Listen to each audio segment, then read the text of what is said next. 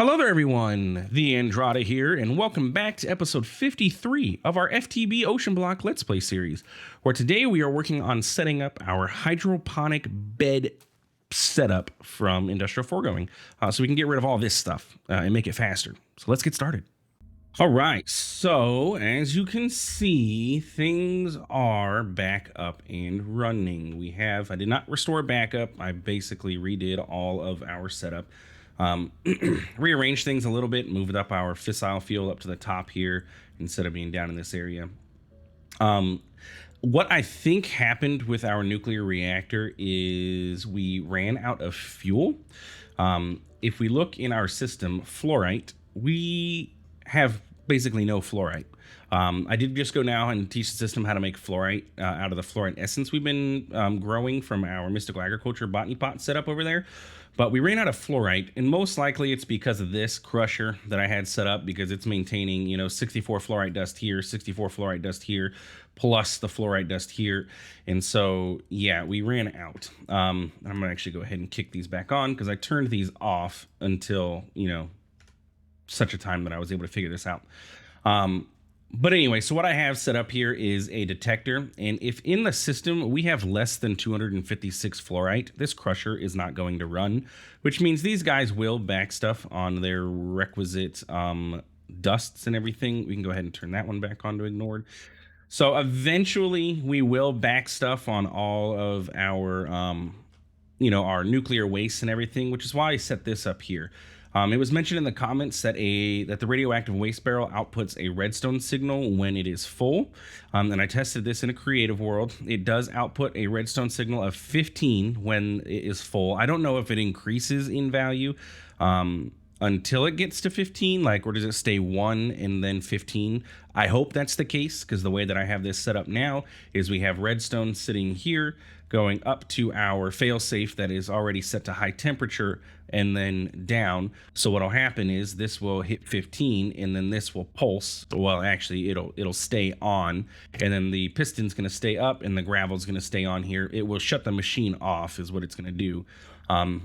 If this barrel fills up, because if this barrel fills up, that means we're going to start backstuffing in here, and we're going to start backstuffing in here, and we don't want that to happen. And we don't want that to happen, because it will cause another explosion. So that's basically that. I also went ahead and set up another, similar to how we have here for our chemical oxidizers. I set up chemical oxidizers for our yellow cake uranium, because we were completely backstuffed, or completely out of yellow cake uranium, and we weren't producing fuel fast enough. So I think our issue was fuel production. We ran out of fuel in the system, because when I came over and looked at our quantum entangler the quantum entangler did not get destroyed, but it had no fuel in it. And so if this had no fuel in it, meant this had probably no fuel in it when it exploded, if that makes sense. And I'm just trying to figure out, why is this bottom one not getting, you know what? Because items input, these are set to the back. Items input, you need to be set to the bottom, right? Yeah, because these guys have connectors on the back, but this one has them on the bottom. I did also go ahead and rename these, because it's starting to get a little bit hectic inside of our XNet controller. As you can see, all of our different channels, mainly because I have that process running off of this controller too. If I need to add anything else or change anything, I'm gonna have to split those into 2 different XNet networks, but for now it's okay. But yeah, so it's all rebuilt. We are running at 20 millibuckets per tick. I decided to leave it at the 20 millibuckets. And I think what happened, we bumped up to the 30, and I did not check to see if we could maintain the fuel. Because as you can see here, inside of our quantum entangler porter, it's maintaining. We're backstuffed here. It's producing, as it's going, but we're making more than we're using. If we bump up to 30, which is where we were when we had our issue, water is maintaining. We're doing good there. We are still maintaining, it seems. Yeah, we're able to maintain 30 fuel-wise. You can tell because the numbers aren't going down. If we look at the fissile fuel, it's not dropping. We're not also dropping our back stuff here. Though, so you can see, nope, that's okay.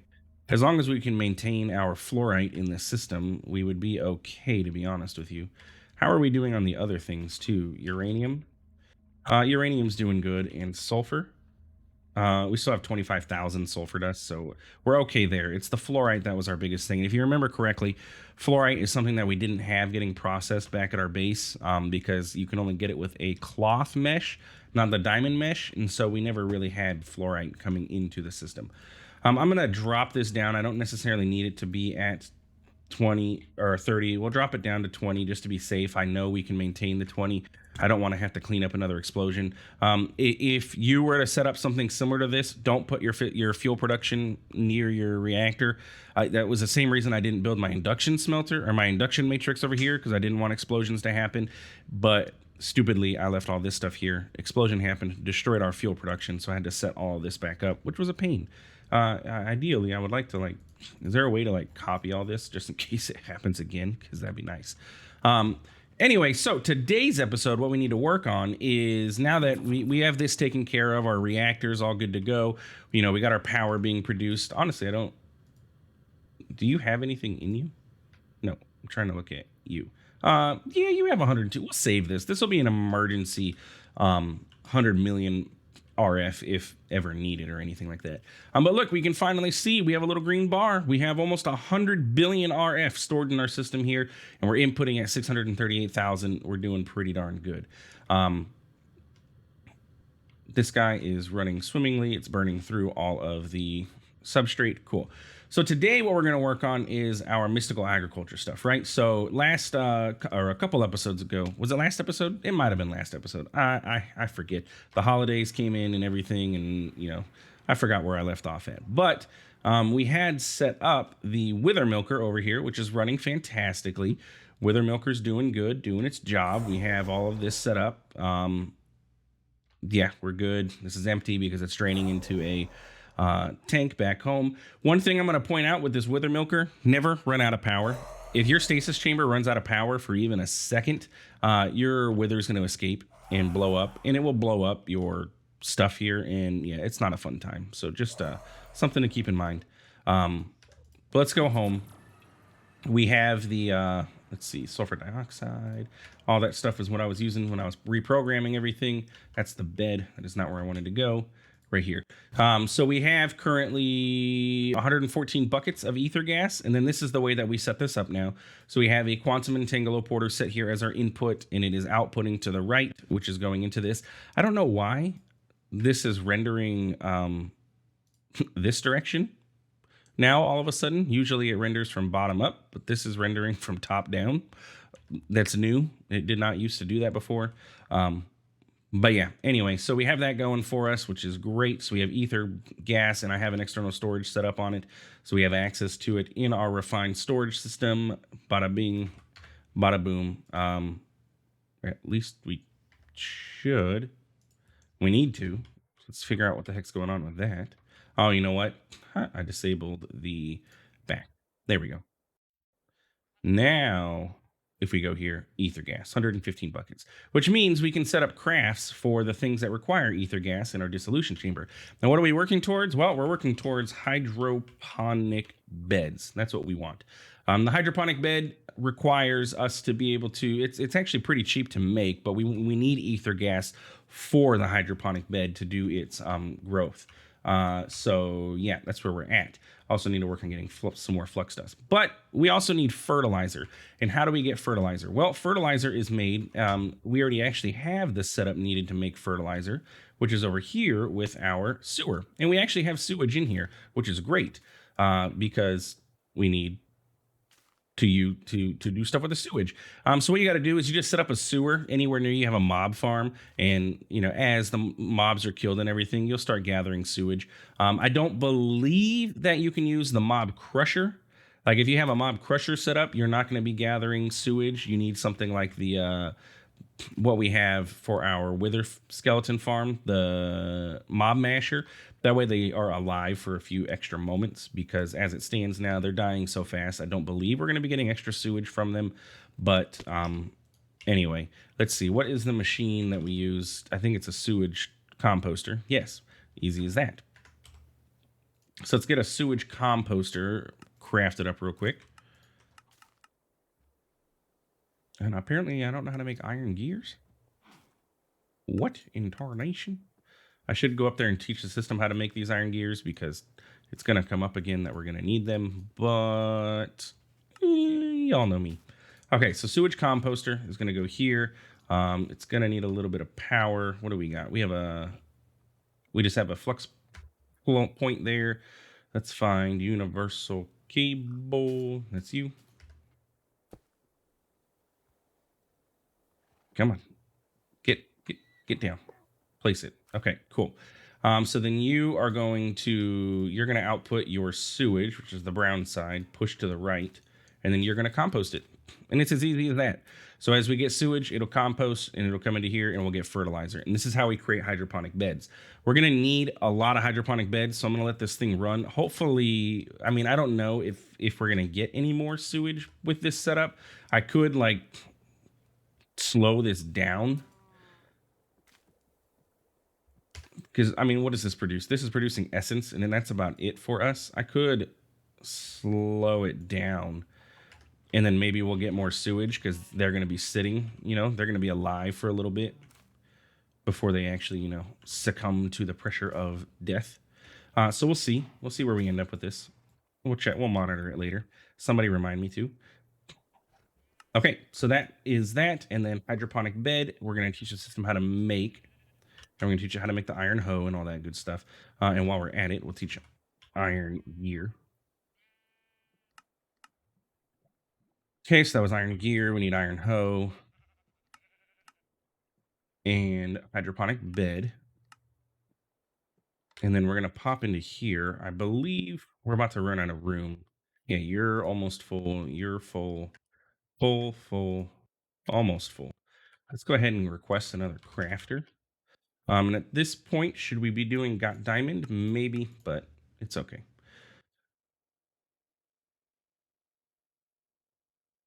Bam, now we have more room. Okay, cool. So hydroponic bed, let's craft that up. And I taught the system how to make it for a reason. We're going to want more than one of these eventually. I believe. I think this is going to be our fastest way of doing this until we get to the draconic tier, in the higher tier draconic stuff. Do I have this fully upgraded? You have add-on spear, and I don't think processing does anything in you. So yes, you are fully upgraded. You are still producing plastic. You're doing the whole thing with the acacia. We're full on latex. So yeah, we're all good to go there. Everything's automated there, and it has worked fantastically. Sweet. Okay, so what do we need? Hydroponic bed. We're gonna need power for this, which means we're gonna need some more flux. So let's see, what is flux? I'm just gonna make a bunch of this stuff. Flux dust. It was the titanium dust. 1 titanium to 8 redstone. So if I get 64 titanium and then redstone dust, 8 stacks, 1, 2, 3, 4, 5, 6, 7, 8, and get a bunch of lava, I can craft this real quick, right? And then we shouldn't have to worry about this for a long time. And then a bucket of lava. Yeah, okay. All right, I'm going to craft this flux dust off camera real quick. We'll be right back. All right, and we have our flux dust. So I just set that up down here, and I had another singularity tank in the system with the lava in there, so it worked great. And we should probably be okay with flux dust for quite a while. The only other thing, I mean, I guess automating this would be fairly easily doable if we set this up how it is now. This is just going to constantly run. We could have lava being pumped into the singularity tank, or we could have refined storage put in exactly 1 bucket because of the recipe calls for 1 bucket, and then all that stuff. I don't know if it's necessary right now. We have enough. If you wanted to automate that, you could do it that way, and I think that would work perfectly fine. Anyway, so what do we need? We need a flux point for our hydroponic bed because we need to see exactly how this works. And we're going to use fluorite because, we need fluorite. So we're going to grab some fluorite seeds because look, we've already burnt through half of that fluorite that we had at the beginning already, just by talking here and recording for the past 15 minutes of this episode. So what do we need to do? We're gonna need refined storage. I'm just trying to find somewhere where I can tap into refined storage easily without messing anything up. Do I have? I just want to set this up somewhere quickly so we can just experiment and see how fast this actually is. I mean, I guess right here is fine. Okay, let's get a exporter. Grab an exporter. Let's get cables. We're gonna cable off of you here. Just run you this way a little bit. Okay. And then we'll set up the hydroponic bed here. We're going to get our exporter. We're going to set it up in the back because it's going to need to export ether gas. So we're going to say fluids and ether gas. Bam. So it should start filling up with ether gas. It's also going to need to export water. Bam. And there we go. So it's got its water and it's got its ether gas in there. And then all we have to do is plant the seed. And the way you do this is actually plant it right on the top. So shift right click and it'll plant and it's going to grow once you give it power.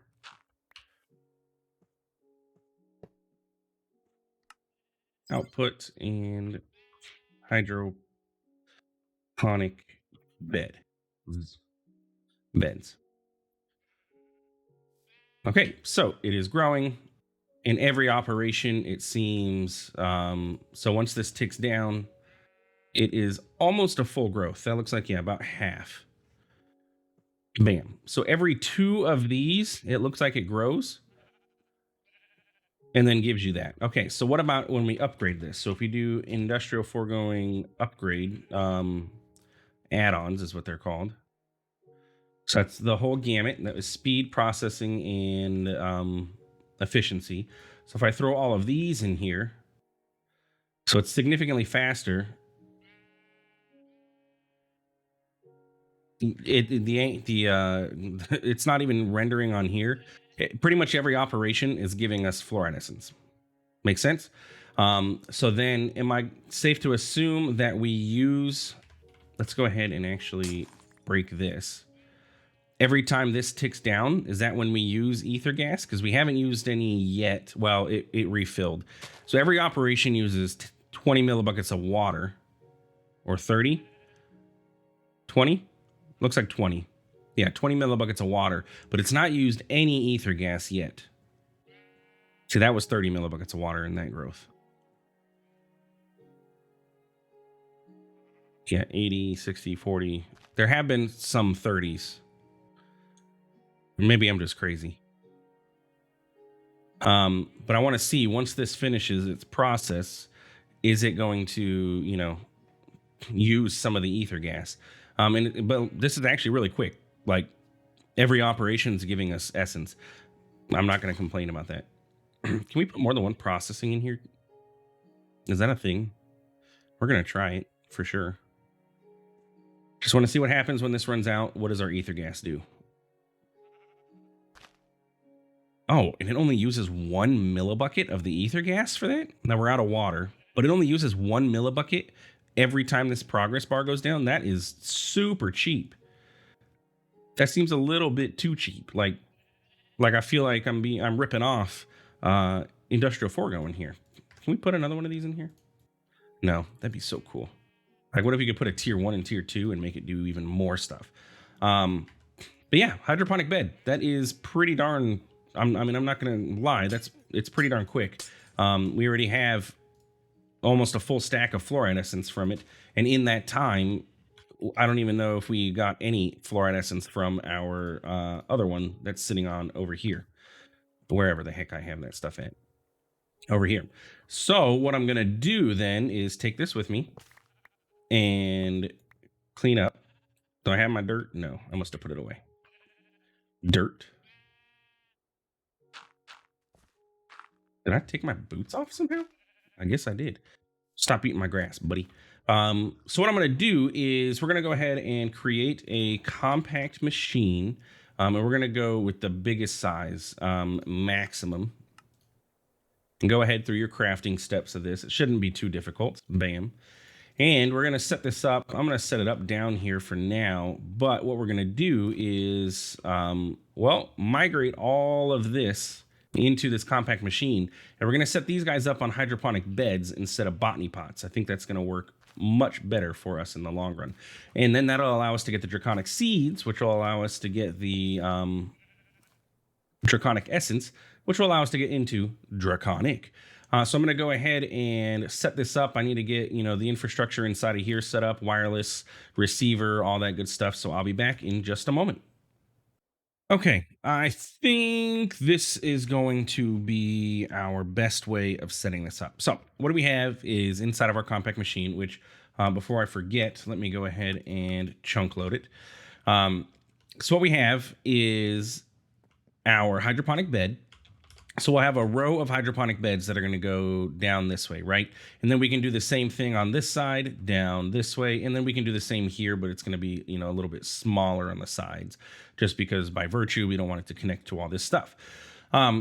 So the hydroponic beds are going to sit here, and they're going to get all of their power, their ether gas, and their water from the universal pipes from the pipes mod.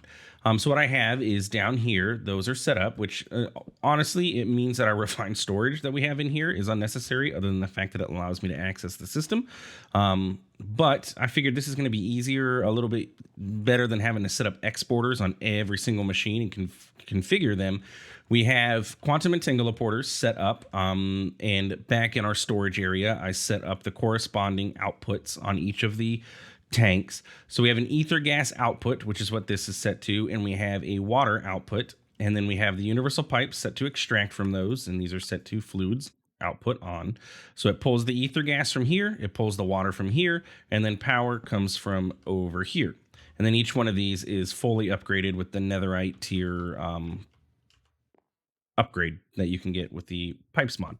So it pulls all that and it pulls it down all the way up, back, and into the back of each hydroponic machine. And we could set these up if we really wanted to, I don't need to pull anymore. It wasn't working. I was trying to figure out what was going on, and I realized I set these to inputs, not outputs. So, but anyway, so these go into here, and then the items will come out of the front and export into the ender chest. Ideally, we could have the items come out from here too, but you can't have items. You can't have it go from, what am I trying to say? The universal pipes can't input and output from the same spot, if that makes sense. I guess theoretically, I could probably, if we didn't do this, since we have nothing going into the bottom, I could universal pipe the bottom as the output. I wonder if that would work. It would be a little cleaner. Yeah, but then I'd have to set up, well, I guess I'd have to do this for each one, which I'd have to do anyway. But if we set, okay, so if we set the bottom as the output, you disable, please. Yeah, you're going to be the output, and then everything is coming from the back. Remember, I like to set this up for myself so I can see what I'm doing in the future. So everything's coming through the back, and then items can output out of the bottom. I guess that's cleaner. And then we could have everything route into the ender chest, and we can put the ender chest. Oh, I mean, the ender chest could sit really anywhere. It doesn't have to necessarily be here. It could even be, under like the rest of this is. It could just sit here. This isn't the only place items are going to be able to go into is this ender chest, so it should theoretically all work out fine.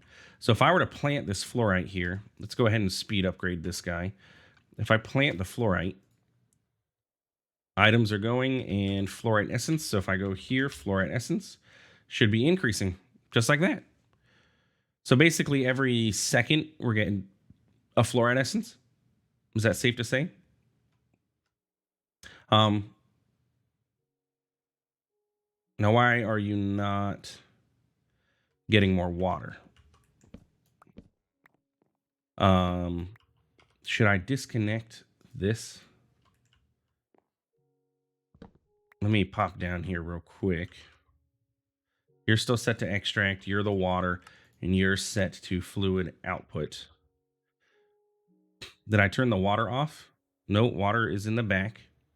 Interesting. Why is water not coming in anymore? Um, huh. And the power flickers as well, which I don't necessarily like. Is it because, I don't know. Would it be prudent for us to set up buffer tanks for these instead of having, like, let's get rid of this real quick. Do these not like pulling? I mean, these do have a 112 bucket buffer inside of them, but look, we're not getting any more water, which is concerning because we were getting water and now we're not.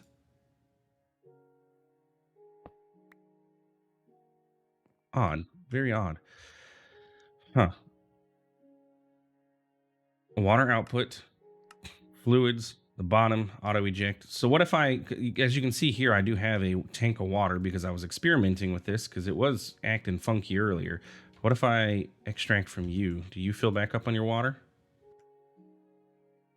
Maybe turning off, you know what? Maybe that's not the back. Maybe that's a different side of the machine. When I placed it down, maybe I didn't place it down straight. Let's do this. Bam. Yep, that's what it is. Well, that's most likely what it was. Yeah. Okay. I guess I don't need to set up everything to be configured. That's just how I like to do it, but it's not necessary. Nope. Okay, so you're going to extract, and that doesn't need to be extracting super fast because we're only getting one item a second. I guess, no, I don't like the tank being there. It's not necessary. But let's get the upgrade back in it because eventually we're going to have a lot of machines on this, so we're going to want it to be as fast as possible. You are doing okay, right? Yep, you pull out 3,000 every so often. The power flickers, but it's okay. And then didn't I? Oh no, I didn't set up the ender chest again. So let's reset the ender chest back up on the line and we'll put it here. That's fine. So then everything should pull out of there. Bam. All right. So that is our hydroponic bed setup. So I'm going to go ahead and start working on moving all of our other stuff into this. And now that we have it set up, it shouldn't be fairly difficult. I'm going to go ahead and get the draconic seeds planted so that we can, get those going. It just requires us to, make some, we have some spring, we actually have everything we need for this. So we can just do this and this. And then I need the seeds, the prosperity seeds. I should have a few of those. Yeah, so I'll get these crafted in between episodes. I'm going to set up a hydroponic bed for that. And then over time, I'll work on moving all this stuff. I'm not going to do it all now because I have another episode we got to record before I wrap up for the day. So anyway, if you enjoyed this episode, please feel free to like, comment, subscribe. I do appreciate it, and it really does help out the channel. And thanks for stopping by. Thanks for watching. We'll see you in the next one. Have a good one.